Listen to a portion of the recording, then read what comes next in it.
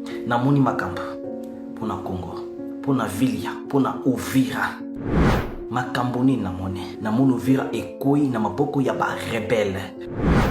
Dans 35 jours, Uvira ezokoya. D'ici 35 jours, kobanda lelo, ti kolbatu na 35 jours, Uvira ekoza déjà par terre.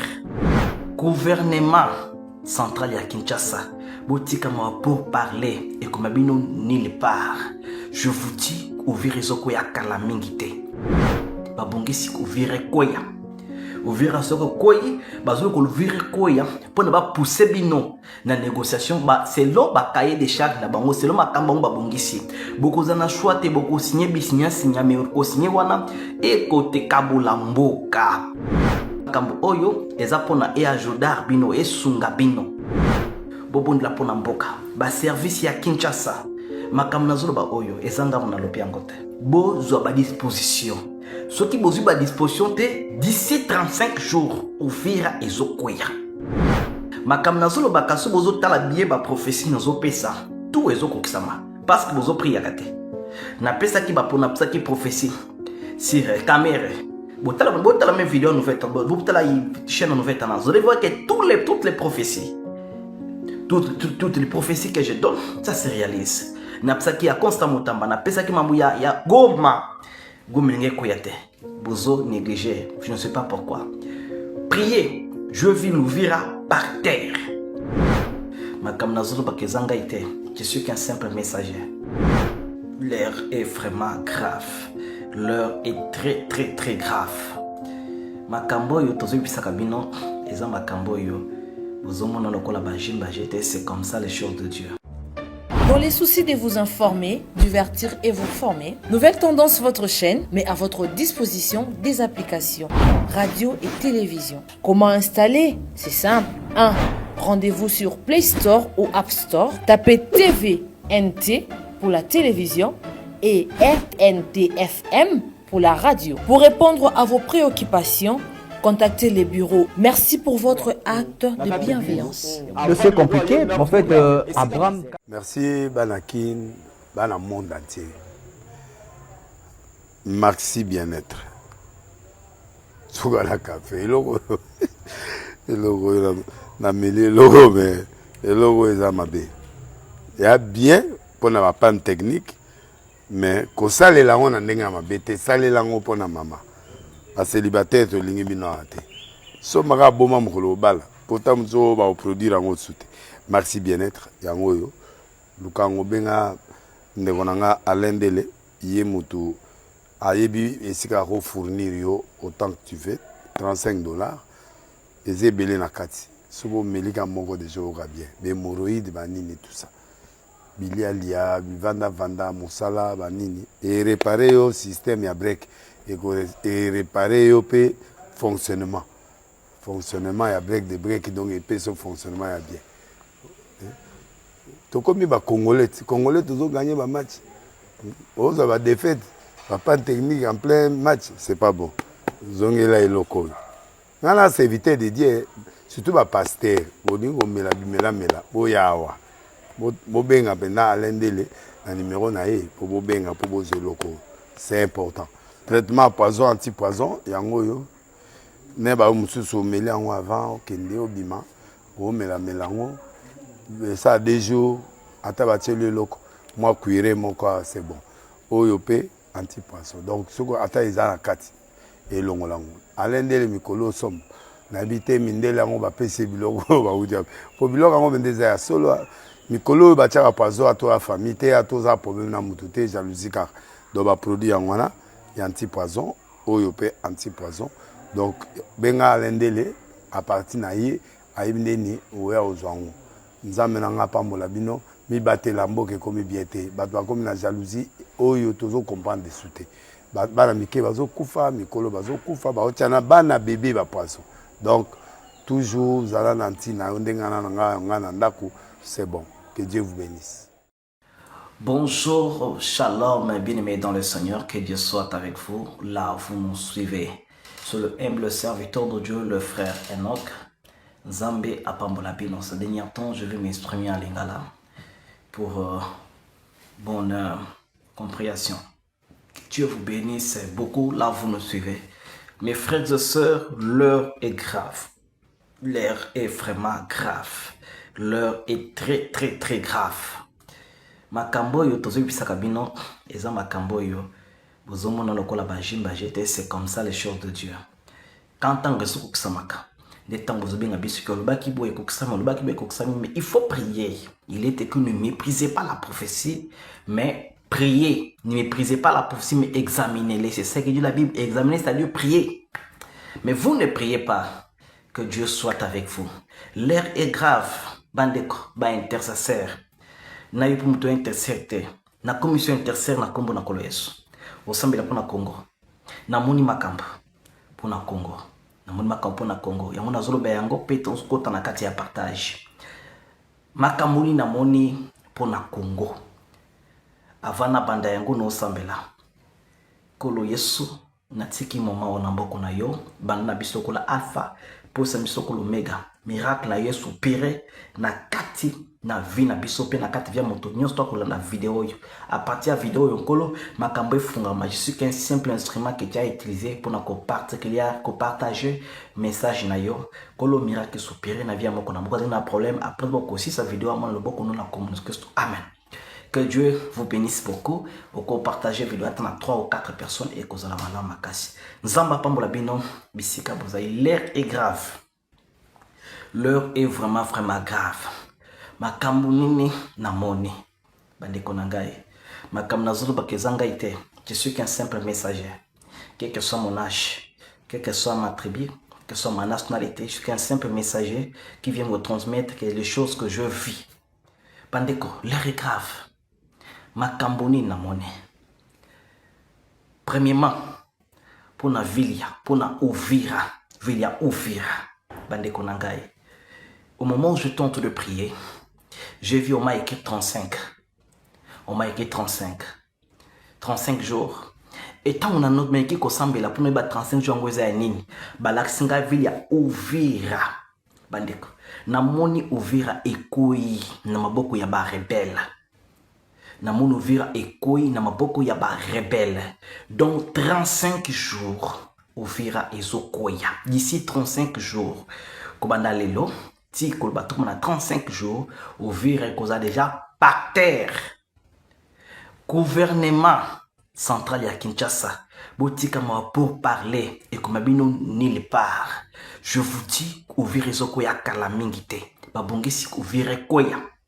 Uvira soko koyi bazolo ko Uvira koya pona ba pousser bino na négociation ba selon ba cahier de charges na bango selon makamba ba bongisi boko za na choix te boko signer bisinya signer mais ko signer wana e côté kabula mboka bande ko nangai ne bisima kambo oyo eza pona e ajodar bino e sunga bino bobondi la pona mboka ba service ya Kinshasa makam nazolo ba oyo ezanga mona lopi ankote ezanga mona moni ankote bo prier pe bo zo ba disposition ce qui bozu ba disposition te d'ici 35 jours Uvira ezokoya makam nazolo ba kaso bozo tala bien ba prophétie nazo pesa tout ezokokisama parce que bozo prier akate na pesa ki ba pona pesa ki prophétie sur caméra botala même vidéo nouvelle botala chaîne nouvelle tendance vous allez voir que toutes les prophéties toutes les prophéties que je donne ça se réalise na pesa ki ya constant motamba na pesa ki mambu ya goma ngenge koyate bozo négligé je ne sais pas pourquoi priez je vis l'Uvira par terre aussi je vais parler de cet homme qui de cet homme acteur politique à Congo Vital Kamerhe zoa à disposition parce que ce qu'on semble la sambela bien na monio na prison aujourd'hui c'est le 18 le 19 septembre le 20 septembre aujourd'hui c'est le 20 septembre Vital Kamerhe na monio na prison nebite pona nini nga nebika ke nde tozomona bazo desuer yo mais au comme na prison de nga nazomi tout na question na monio na prison zoa à disposition ndeko nangai zoa disposition soko bon la pono condamner yango konégligé yango te na monio na prison. Que Dieu soit avec vous mes frères et sœurs. Ce que je vis c'est ça. Il est écrit au livre de Luc, chapitre 22, verset 31. Nzamba à Simon. Simon, Simon, quand tu dormais, le diable te réclamait pour te cribler comme des fromages. Bandeko. Et ça n'est belé na kat na binoa. Tango lalaka. Bayaka ko réclamer yo. Pour na ba fina yo. Yango zomona makambu na yo ezo simbate. Makambu ezo simbate. Babiloko tout ozo sala ezo marchete. Pourquoi? Parce que bayaka ko réclamer na butu. Landanga malam. Webi pona ba ko réclamer yo. Biso de tout ça boy. Mutu abota maka na mukili. Na ligne à deux personnes. Papa na maman. Maintenant, si le plan spirituel, mutabota na lignée spirituelle, il y a deux toujours. Monde amukilio yo, nanzela papa na maman, na monde spirituel. Na monde spirituel. Maintenant, tant tobota makana monde spirituel, obimi na mukili. Moi na bota obimi na mukili. Au côté na mukili, il y a déjà des gens qui ont existé avant toi. Ba papa ba koko ba exista avant yo, ba koko ba exista avant yo. Babi kila basala. Ba hotel basala ki yo ebi yango te me ba imposer yango na ligne na ba imposer na ligne na bino nyoso tout. Je ne sais pas si on se comprend très bien. C'est-à-dire yo botami na yo, botami na famille moko. Au côté bango ba balakana ba hôtel déjà ya ancestral, les hôtels qui les réclament déjà. Yango nazo bisa bisiko zula nangai.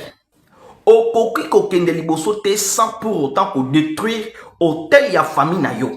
Bandeko, j'étais victime de ça. Je suis des victimes de ça. J'étais victime des hôtels. Les hôtels soko de toi ngo le lote ko bloqué yo. Hôtel soko de toi ngo le lote et blokaka mutu étoile na yi. Étoile c'est quoi? Pona yo zo mosala ya bien. Pona yo zo mobali ya bien.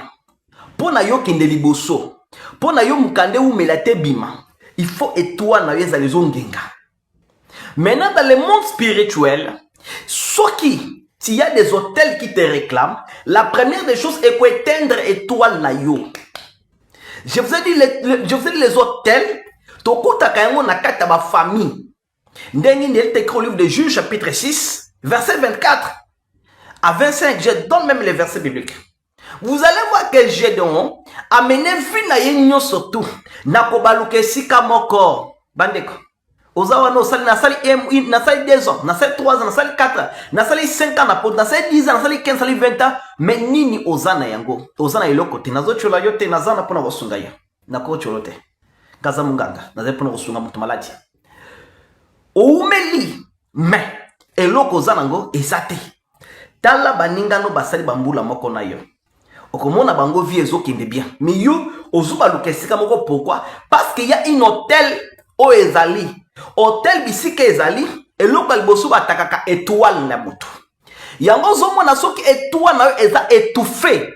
Soki ba fini étoile na yo, vous allez comprendre que tout okosala ekosimba te parce que ton étoile c'est ta vie. N'ébite ce que vous comprendre. Et toi na yo, nde vie na yo, nde santé na yo, nde mbongo na yo. Et toi nde nyoso tout ya yo. C'est pour ça que même ba mage dans le livre Luc chapitre 2 ou 3.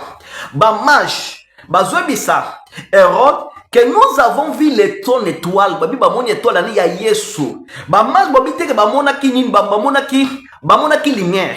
Ba mage babi te ba mona ni babi to nous avons vu son étoile. Si ton étoile n'apparaît pas, si ton étoile n'apparaît pas dans le monde, on okosala tout pour ne réussir et aussi mater. On a étouffé ton étoile. On a étouffé ton étoile à travers les réclamations de la famille. Parce que pour réussir dans ce monde, il est écrit au livre de Actes chapitre 2, Actes chapitre 16, verset 31. Il est écrit, crois au Seigneur Jésus-Christ, tu seras fait toi et toute ta famille. Dans le monde spirituel, la réussite d'une personne dépend aussi de la famille azaleli. Bandeko, tolobana mnokoni. Vous devrez détruire les étoiles de votre famille. Vous devrez détruire les étoiles, il y a célibat. Pour Noyoba, il faut détruire hôtel, il y a célibat. Vous devrez détruire hôtel, il y a maladie. Vous devrez détruire les hôtels, il y a divorce. Vous devrez détruire les hôtels, il y a kindumba. Vous devrez détruire les hôtels, il y a pauvreté. Vous devrez détruire les hôtels, il y a songi, il y a lukuta. Même si tu es un homme de Dieu, même si tu es servant de Dieu, si tu ne prends pas charge à détruire hôtel, surtout à kindumba, et qu'on bloque yo. Ato bonda kandio bando koya kaka. Moi nazama koya pampa te. Yo bando koya. Pona nite hôtel wana ezo benda yo. Bazino ba tout fait toi na yo, abandi ko fina yo ando réclamer yo. Ce que on détruit hôtel, il y a pauvreté, vous allez comprendre que ko sala boye au kiti. Ozala no mais on mataka après au chuter. On mataka après au chuter. On mataka après au chuter pourquoi?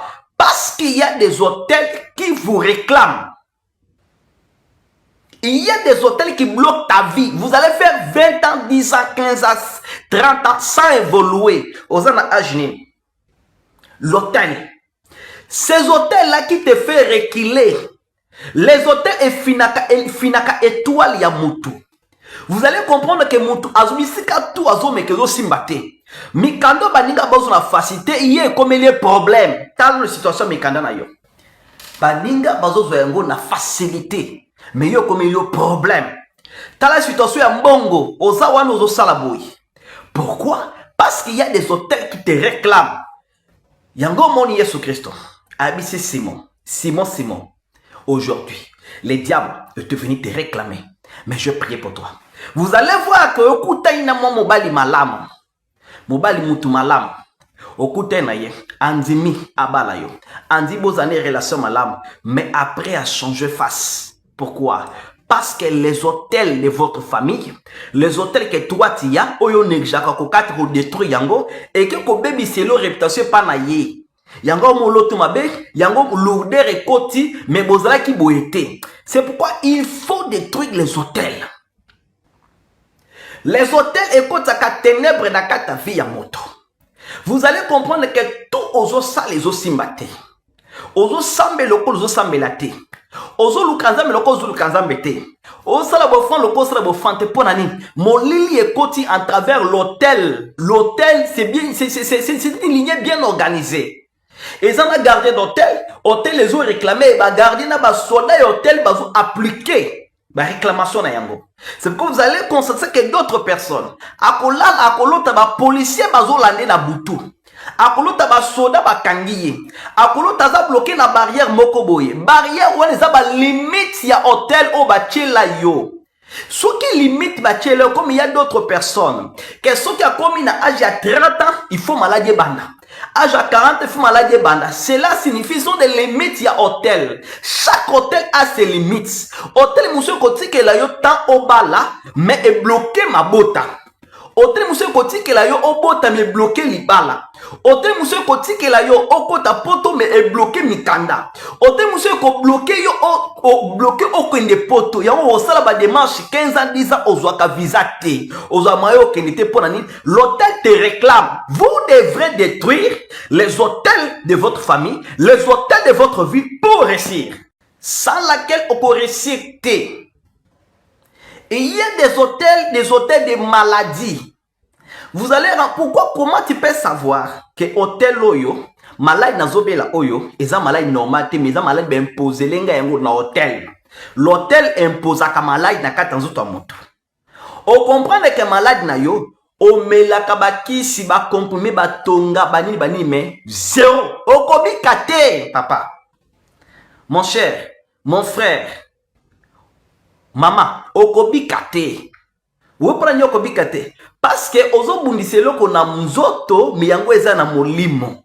Soko ozo bundiselo ko na nzoto yango eza na molimo, résultat ekozala te. Yango zo mona batebele asali 5 ans na ba bakisi ba tension. Asali 6 ans na bakisi ya diabète. Asali 7 amelaka bakisi mais lobiko ezate. Parce que eza kozo bundiselo ko likolo, mais loko eza na se. Ezoko zubunzelo ko na se, mais za likolo. Osa la sens inverse. Malade ya molimo elongwaka na molimo. Au moins na mosusu abenga inati Mama Thérèse abenga na Suisse. Ayebisenga papa, malade ya makonango na mo lokola ba mingi na bébé singa zande âge na tunyo ozana 80 ans habité. Na bi na Congo ezana prêter ensemble babenga ka Mbosso, azalaka prêter ensemble comme vice. Babenga ke Mbosso, azana 87 ans, mais azan bonne santé. Kagame azana combien? 60 quelques, mais azan bonne santé. Yo zana mwana muke. Webinen, osana no mwana muke. Mais za malade ozobela, imposer le ya ko imposer. Alors, tu ressembles à Nzambe. Nzambe akolungula malade oyo. Makolo ekozonga normal papa. Ba minga babe makolo ezadi ya âge na ngabi kete âge na ozana mwana muke. Ozana même matin à 70 ans. Ata 80 ozana ngoti, ça dit tu as droit à être guéri. C'est pourquoi il est écrit au livre des Psaumes 103 verset 3. Il est écrit, c'est l'Éternel Dieu qui guérit tout type de maladies. Vous lisez ou vous ne lisez pas. Dieu guérit tout type de maladies. Sans l'exception. Maladie aux obéla wana yebake, exa guérissable na prière, na bakisité. Arrête de te faire dépenser l'argent inutilement. Maladie aux obéla, ekolongwa, na prière. Et ça malade imposé par les hôtels qui te réclament. Parce que l'hôtel réclame. L'hôtel, si vous en avez l'hôtel, il y a pauvreté. Ato ke liboso kosuluka. Bouf. Ato bali, soit l'hôtel ya kindumba et ko bloqué. Yango mama, ko boya mobile no pona kindumba te. Et ça des hôtels ya kindumba ne zo bloqué, ils ont bendaye. Il faut tout ça la kona yo. Couple na yo.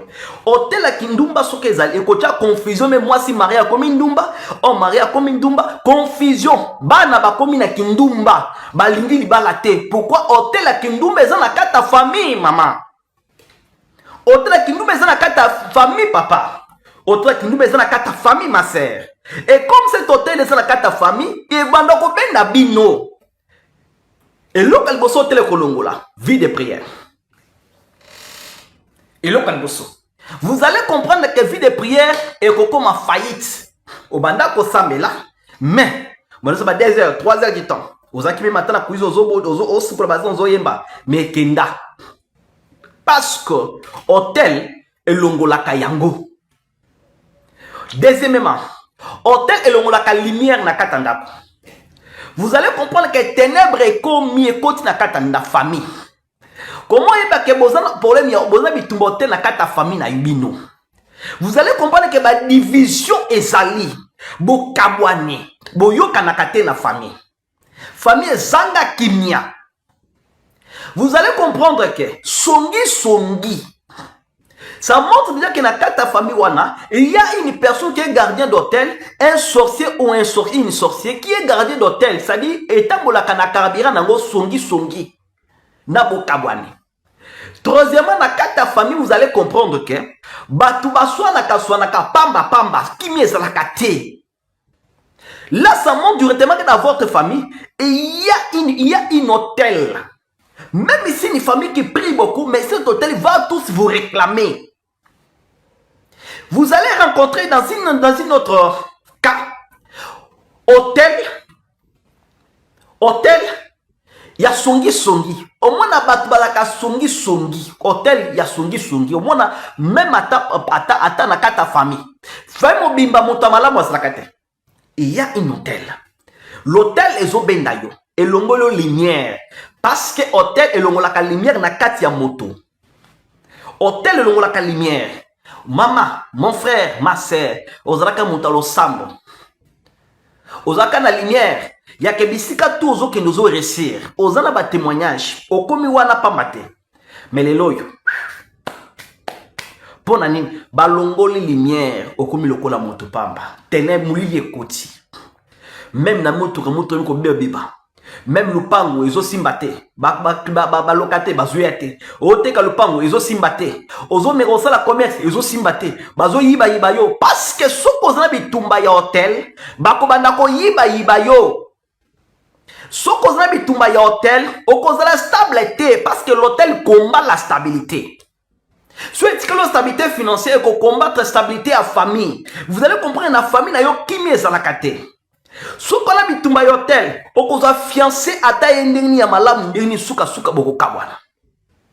Pourquoi l'hôtel qui vous réclame? L'hôtel est tout faka et toi la moto. C'est pourquoi je prie pour toi. Toi qui es à la foi. Toi qui es à la foi. Toi qui crois en Jésus-Christ comme ton Seigneur et ton Dieu. Je prie pour toi que Dieu te délivre au nom de Jésus. Parce que nous avons un nom qui est au-dessus de tous les noms. Et il y a des gens. Oyo bazwa ba kombo na bango. Bakinda na ngwe pa banda kwa nganga. Ba construire hôtel. Par toi, on a 3 types d'hôtel. Premier type d'hôtel, ils ont hôtel où déjà adressé dans ta famille. Deuxième type d'hôtel, ils ont hôtel où bako sali la hôtel n'est pas munguna no mokoboy. Bako c'est l'hôtel n'est pas ya na yo. Bako c'est l'hôtel n'est pas papa, bako c'est l'hôtel n'est pas mutumo ko ya famille, pas mutumo mi ya libanda. Adresse l'hôtel. C'est-à-dire à comprendre que ça ba lupemba o ekendeke o ke nango liboso ya zonga sima ala créer le problème azu kombo na yo azu photo na yo azu suki na yo ou à cause de lamba na yo akena ngo pas dans le monde spirituel identité mutiza suki ya mosi bazu yango bake bazu mobimba ce bazu manzaka na yo bakati yango ata moke bazu mobimba ce bazu elamba no ata moke bazu mobimba. Ce qui bazui makolo na yo sa itango tambola mabele wana bazio mobimba. Maintenant bako créer l'hôtel, ba créer l'hôtel par exemple il y a pauvreté. Vous allez comprendre que aux va créer l'hôtel la pauvreté. Vous allez comprendre que tout au ça les autres simba te betaka libanda. Que lumière écoute na kati ya fina yo. Nzambe oyo asekwisaki Lazare après 4 jours ya kufa. Azana pouvoir ya kosekwisa peyo. Nzambe oyo asekwisaki Lazare. Nzambe wana kosekisa peyo soko zonzima esala milo na kombo na Yesu. Bisika tu bakundaki yo. Hôtel nyos banu réclamer yo. Nzamba délivrer yo. Nzambe oyo abimisaki Daniel na kata libulu ya bankosi. Abimisa peyo na hôtel zopendo wana. Il faut détruire les hôtels. Il faut, je dis avec obligation, jeter victime. Les lois yunga na zana mbongo, les lois na za bien. Mais mon bozo monoyo, na lata bilamba kotoboka. Ne choix n'examen d'état malami sato, na Congo. Na saliboye, na zo souffrir. Na zo bonde lokwa na osambela te. Na zo bonde lokwa na osambela te. Ngam na osambela pona batukutu à l'époque, j'étais frère en Christ. Na osambela pona batukutu, mais batu, bazo mona miracle. Batu, bazo mona miracle, mais ngamo ke le côté. C'est un serviteur de servant de Dieu, oza kanayo. Oza premier botel, il faut quoi sengo.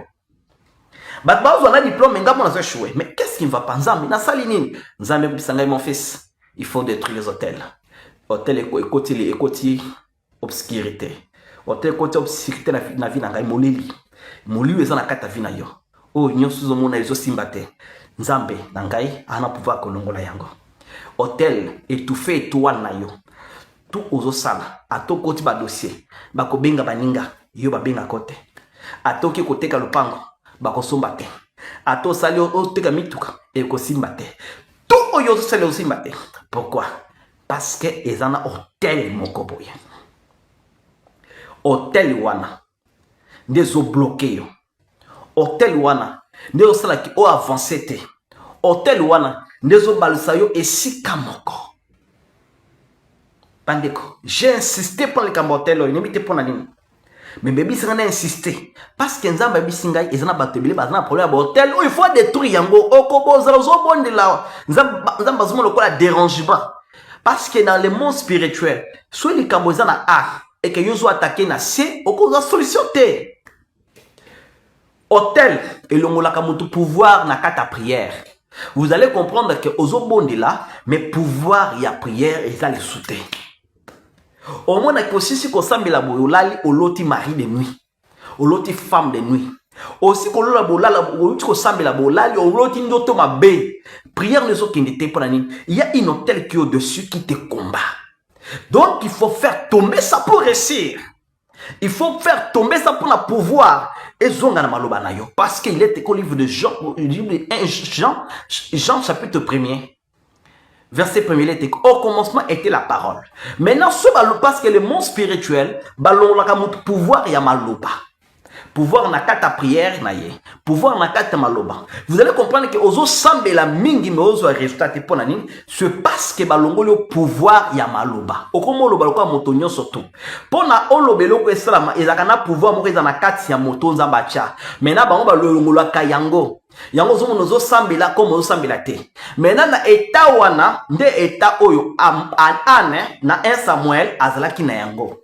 Azalaki asambela ka mais prière na ekinda kanili part. Mais nzamba yo kakango me répondre kete pourquoi? Parce que na niveau ya Anne, il fallait kutana moto moko oyo lobaka iloba moko kaka nzamba mona yo, pe nzamba mona yo. Et motongo c'était Samuel. C'est pourquoi il est écrit au livre de 2 Chroniques chapitre 20 verset 20. Il est écrit: confiez-vous à l'Éternel votre Dieu, vous serez affermis. Et confiez-vous à ses prophètes, vous réussissez. Je vous dis, mes frères et sœurs, lorsqu'un vrai serviteur de Dieu prie pour toi, prie pour toi, même 2 minutes, même 1 minute, miracle salé. Mon lili oezo réclamé yo. Imagine la carte de la Bible. Dernier exemple avant la source, moni régie et ça signal. Dernier exemple. Yesu ayebisi, Yesu ba display encore Yesu dans le livre à Marc, ba moni kolo otambola likolo ya mai. Ba moni kolo otambola likolo ya mai. Banjo ganga. Fantôme. Yesu na biso za kitoko makasi. Un bon Dieu, un grand Jésus-Christ. Il faut famille na yebake yo ozamwana ya Nzambe. Il faut famille na yebake yo osambela ka ya solo. Mais pas mona makambo, pas mona délivrance côté na nzela lo sambo na yo.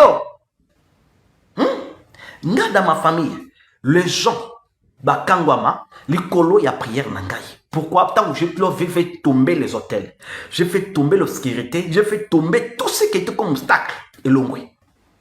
Il faut faire tomber cela. Na zongeli, na livre ya Marc, ba porte ba moni kolo tamba likolo mai. Bando ganga fantôme. Et Pierre alobi. Yesu zonge bobanga te zali ngai. Pierre abi Seigneur soki zali yo permettre ngai pena tambola. Yesu bise ke tambola. Pierre abeti pa liboso. Ya mibale, ya misato, ya 4, ya 5, ya 6, Pierre abandi kozinda. Malgré ordre ya nkolo Yesu atambola, mais Pierre ando zinda pona nini? Parce que les hôtels ya famille ya Pierre et rappelez Pierre que Pierre, biso na famille na biso. Les réclamations famille ya Pierre rappelez Pierre que biso na famille na biso to tambola kalikolo ya maïté. Mais na maïté on nanjaka. Donc yo il faut zinda. On nanje o tchola. Pierre andi ko nanje. Je vous dis Pierre andi o zinda pona nanje, mais nkolo atcheli boko bendiye. Je vous dis, même si on a péché ordre bimana bisiko zali wana, mais soki yo moko zana ba réclamation, obimis ba pasteur ba faux pasteur, ba prophète ba faux prophète, or que za yo ndoze ba moyen ko bundate. C'est pourquoi nous allons détruire. Hôtel et kotaka limite. Tu es limité comme tu es là. Oza limité ozo baloke sika moko. Oko kokende musika te. Parce que l'hôtel est côté limite na kata vina yo. L'hôtel est côté à freinage. Dès que nous avons freiné, ozo ko avancer te pona ni hôtel est côté freinage na kata vina yo. Dès que nous avons vie est aussi maté. Alors, l'hôtel fait aussi quoi? Les mondes de ténèbres bien tel qu'il est, c'est ça la candidature. Ba vrai serviteur de Dieu le kola bisoyo. Na motema na yo ndozo monanga bozo kana motema no bazo soki oza bitumba. Usoki basiba amvuta yo déjà. Ozoka nde nazolo babomona lokola faux. Or qui n'a pas vrai. Maintenant oya za faux yo moni vrai. Pourquoi bazo désorienté au bongo? Pona oyeba te nanyo kangama na ye pona ba konye ko bebisa vina yo. Mais il est écrit, vous connaîtrez la vérité vous en franchira. Aujourd'hui, sache que vous avez le pouvoir. Il est écrit, vous avez le pouvoir de marcher sur les serpents et les scorpions. Les serpents, c'est les démons, les diables. Les scorpions, c'est les sorciers et les démons. Nous allons prier pour vous. Nous allons prier ensemble. Parce que la prière collective, il y a ban ensemble et ça a efficacité makasi. Il y a yomoko eza limité. Il y a ngomoni Bible prier pour les uns et les autres. Il y a ngomoni Bible que les forts soutiennent le faible. Il y a un mot Bible que les forts soutiennent le faible. Il y a un mot Bible souhaité, je parle de la Bible. Il y a un mot Bible souhaité, la prière fervente de juste a une plus forte efficacité. La prière fervente de juste, ils ont une efficacité macasse. Nous allons prier, nous allons nous réunir avec vous. Nous allons prier. Après cela, vous verrez la main de Dieu. Vous avez beaucoup souffert. Jonas n'a qu'à te mwambis. Jonas n'a qu'à essayer pour l'andaï. Mais essayer te Yesu awasala. Jonas a surtout qu'à mwambis sans y. Je prophétise pour la vie d'une personne. Nous surtout bamela qui a yo pas sans ayango na kombo na Yesu. Je prophétise pour la vie d'une personne. Nous sommes bande ko simbate et bande ko simba na kombo na Yesu.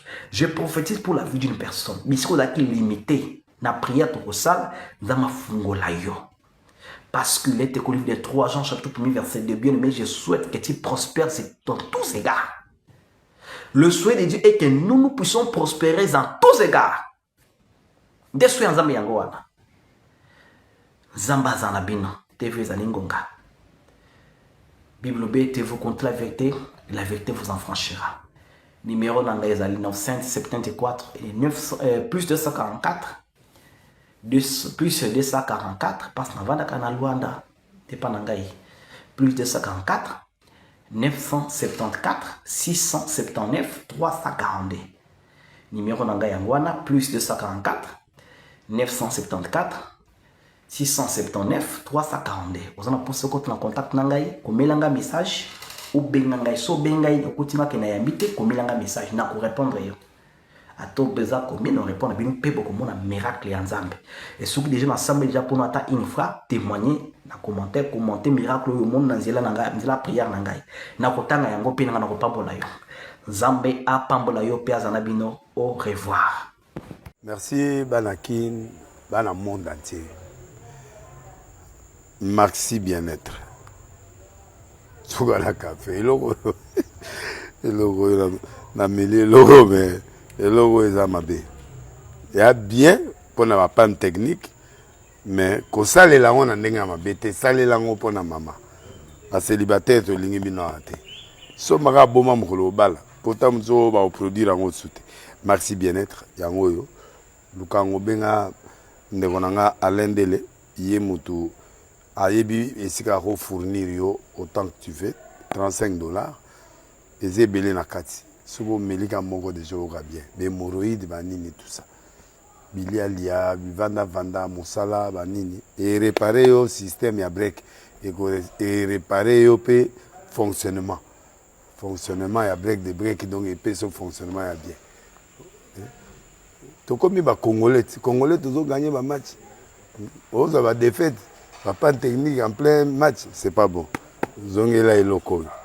Nana c'est éviter de dire surtout ba pasteur, boningo mela boyawa. Bobenga pena alendele na numéro na ye pour bobenga pour bozo loko. C'est important. Traitement poison anti-poison yango yo. Ne ba mususu meli yango avant kende obima. O melango. Ça a des jours atabatie le loko. Moi cuire mon corps c'est bon. Oyo pe anti-poison. Donc soko ata izana kati et longolango. Alendele mikolo somme. Nabité mindele yango ba pese biloko ba udia. Po biloko yango bendeza ya solo mikolo ba tchaka poison à toi famille te à toi problème na mututé jalousie car do ba produit yango wana ya anti-poison oyo pe anti-poison. Donc benga alendele à partir na ye ayibindeni oya ozwango. Nzambe nanga pambola bino mi batela mboke komi biete bato bakomi na jalousie oyo tozo comprendre de souté. Bana mike bazo kufa mikolo bazo kufa ba otiana bana bébé ba poisson. Donc toujours zala nanti na ndenga na nga na ndako c'est bon. Que Dieu vous bénisse.